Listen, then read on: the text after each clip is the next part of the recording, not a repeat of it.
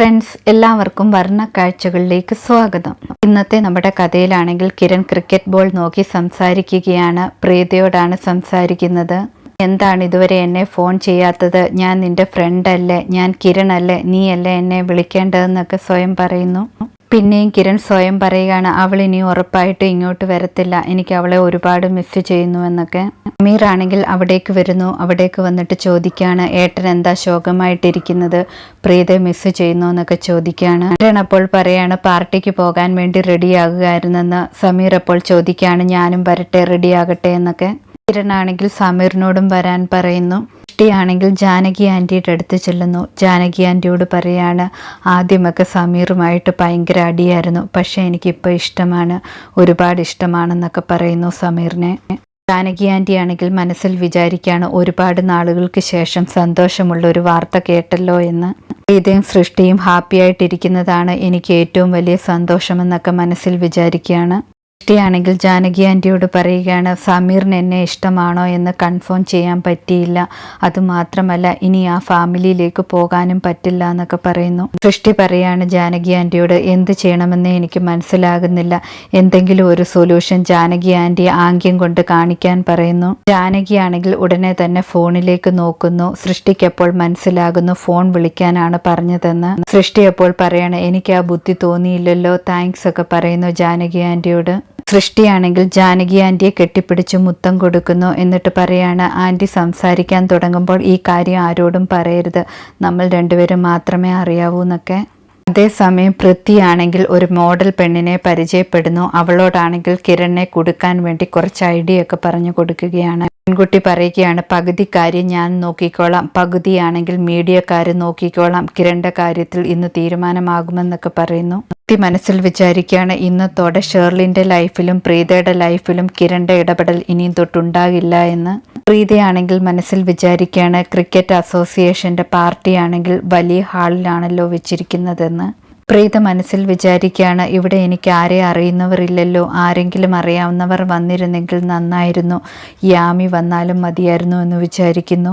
ആ സമയത്ത് തന്നെ യാമി വരികയാണ് അടുത്തേക്ക്. യാമി ആണെങ്കിൽ പ്രീതയെ കൂട്ടിയിട്ട് പോയിട്ട് സാറിനെ കാണിക്കുന്നു. സാറിനോട് പറയാണ്, സാറിന്റെ ടീമിൽ ജോയിൻ ചെയ്ത പെൺകുട്ടി ഇവളാണെന്ന്.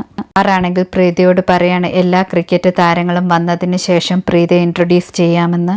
സാർ പറയുകയാണ്, എൻ്റെ അസിസ്റ്റൻ്റ് ഇത്ര സുന്ദരിയായിരിക്കുമെന്ന് ഞാൻ കരുതിയില്ല, പക്ഷെ തൻ്റെ ഒരു ചിരി മതി, എല്ലാവരെയും വേദന മാറിക്കോളുമെന്നൊക്കെ പറയാണ്. ഇവിടേക്കാണെങ്കിൽ കിരണും സമീറും വരികയാണ്. കിരണിനെ കണ്ടതും എല്ലാവരും പോയി കിരണിൻ്റെ ചുറ്റും നിന്ന് ഫോട്ടോ എടുക്കുന്നു. കിരണിൻ്റെ കൂടെ സെൽഫി എടുക്കുന്ന സമയത്താണെങ്കിൽ ഒരു ഫോട്ടോയിലാണെങ്കിൽ പ്രീതയെ കാണുന്നു. പെട്ടെന്ന് തന്നെ തിരിഞ്ഞു നോക്കുകയാണ് കിരൺ. പക്ഷേ ആ സമയത്ത് കിരൺ പ്രീതയെ അവിടെ കാണുന്നില്ല. കിരൺ മനസ്സിൽ വിചാരിക്കുകയാണ്, പ്രീത ഇവിടെ എവിടെയോ ഉണ്ട്, അവൾ എവിടെ പോയെന്നൊക്കെ കരുതുന്നു. അതേസമയം പ്രീതയും അങ്ങനെ തന്നെ വിചാരിക്കുകയാണ്, കിരൺ എൻ്റെ അടുത്ത് എവിടെയോ ഉള്ളതുപോലെ എനിക്ക് ഫീൽ ചെയ്യുന്നു, അതോ എൻ്റെ തോന്നലാണോ എന്നൊക്കെ. പ്രീതയുടെ സാറാണെങ്കിൽ പ്രീതയെ ഉപദേശിക്കുകയാണ്, നീ യങ്ങും അതുപോലെ സുന്ദരിയുമാണ്, അതുകൊണ്ട് ഒരു പ്ലെയറുമായിട്ടും കൂടുതൽ അറ്റാച്ച്മെൻറ്റോ അതുപോലെ അട്രാക്ഷനോ ഒന്നും ഉണ്ടാകരുതെന്ന്. ഇങ്ങനെ എന്തെങ്കിലും പെരുമാറിയാൽ നിങ്ങളുടെ ജോലി മാത്രമല്ല നിന്റെ ഇമേജും പോകുമെന്നൊക്കെ സൂചിപ്പിക്കുന്നു. പ്രീത പറയണ, അങ്ങനെയൊന്നും ഉണ്ടാകത്തില്ല, അതുമാത്രമല്ല എൻ്റെ എൻഗേജ്മെൻറ്റ് കഴിഞ്ഞതാണെന്ന് പറഞ്ഞിട്ട് റിംഗ് ഒക്കെ കാണിക്കുന്നു. പ്രീതയാണെങ്കിൽ മനസ്സിൽ വിചാരിക്കുകയാണ്, ഞാൻ പൃഥ്വിയാണ് വിവാഹം കഴിക്കാൻ പോകുന്നെങ്കിൽ പോലും എനിക്ക് അവനോട് സംസാരിക്കാൻ തോന്നുന്നില്ല, അതുമാത്രമല്ല പുറത്തു പോയി ഒന്ന് കറങ്ങാൻ പോലും തോന്നുന്നില്ല. പക്ഷെ ഞാൻ എപ്പോഴും ചിന്തിക്കുന്നത് എൻ്റെ ഫ്രണ്ടിനെ കുറിച്ച് മാത്രമാണ്, കിരണിനെ മാത്രമാണ് കാണാനും സംസാരിക്കാനും തോന്നുന്നതെന്നൊക്കെ വിചാരിക്കുന്നു. പ്രീതയാണെങ്കിൽ പെട്ടെന്ന് കിരണിനെ കാണുന്നു. കിരണിനെ കാണുമ്പോൾ തിരിഞ്ഞു നിൽക്കുന്നുണ്ട്. പിന്നെയും തിരിഞ്ഞു നോക്കുമ്പോൾ കിരണിനെ കാണുന്നില്ല. പ്രീത അപ്പോൾ വിചാരിക്കുകയാണ്, ഇപ്പം മനസ്സിൽ മാത്രമല്ല എങ്ങോട്ട് നോക്കിയാലും അവനെ തന്നെയാണല്ലോ കാണുന്നതെന്ന്. പ്രീത വിചാരിക്കുകയാണ്, ഞാനിപ്പോൾ കണ്ണു തുറന്ന് തന്നെ സ്വപ്നം കാണുകയാണോ, സൃഷ്ടി പറഞ്ഞ് അവളെപ്പോലെ ആയോ ഞാനിപ്പോൾ എന്നൊക്കെ വിചാരിക്കുന്നു. ഞാൻ ഇങ്ങനെയൊന്നും ആകാൻ പാടില്ല എന്നൊക്കെ മനസ്സിൽ സ്വയം പറയാണ്. കിരൺ ആണെങ്കിലും പ്രീത ഇവിടെ അടുത്ത് എവിടെയോ ഉള്ളതുപോലെ ഫീൽ ചെയ്യുന്നു എന്ന് പറഞ്ഞിട്ട് പാർട്ടിയിലെല്ലാം തേടുകയാണ്. കിരൺ ചിന്തിക്കുകയാണ്, പ്രീത എപ്പോഴും എൻ്റെ അടുത്ത് വേണമെന്നും എപ്പോഴും കാണണമെന്ന് തോന്നുന്നതും എന്താണെന്നൊക്കെ.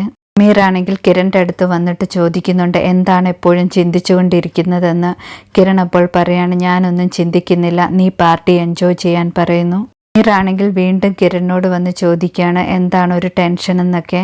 കിരൺ അപ്പോൾ പറയുകയാണ് ഇവിടെ എവിടെയോ പ്രീതയെ കണ്ടതുപോലെ ഉണ്ടെന്ന്. സമീർ അപ്പോൾ പറയാണ് പ്രീത ഈ പാർട്ടിയിൽ ഉറപ്പായിട്ടുമില്ല, ഇവിടെ ഉള്ളതുപോലെ മനസ്സുകൊണ്ട് കരുതുകയാണെന്ന് പറയുന്നു. കിരൺ ചേട്ടനാണെങ്കിൽ ഉറപ്പായിട്ടും പ്രീതയെ മിസ് ചെയ്യുന്നുണ്ട്, അതുകൊണ്ടാണ് ഇങ്ങനെയൊക്കെ തോന്നുന്നത് എന്ന് പറയാണ്.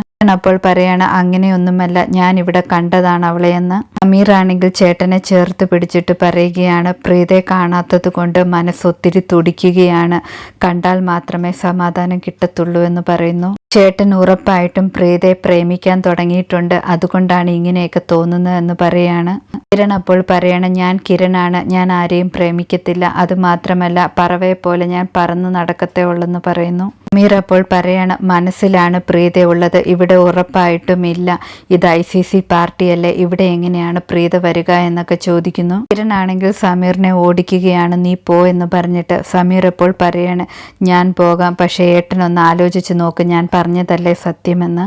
സമീർ അവിടെ നിന്ന് പോയതിനു ശേഷം കിരൺ ചിന്തിക്കുകയാണ് സമീർ പറഞ്ഞതിലും കാര്യമുണ്ട്, പ്രീത എന്തിനാണ് ഇവിടെ വരേണ്ടത്, അവൾ വരാൻ ഒരു ചാൻസും ഇല്ലല്ലോ എന്ന്. അതുമാത്രമല്ല പ്രീത ചിലപ്പോൾ ഇപ്പോൾ പൃഥ്വിയുടെ കൂടെ കറങ്ങാൻ പോയിരിക്കുമോ, അവനെക്കുറിച്ച് ഓർക്കുമ്പോൾ തന്നെ എനിക്ക് ദേഷ്യം വരുന്നു എന്ന് കിരൺ ഓർക്കുകയാണ്. ഇതോടെ ഇന്നത്തെ കഥ അവസാനിക്കുന്നു. പുതിയ കഥയുമായി വീണ്ടും കാണാം. താങ്ക്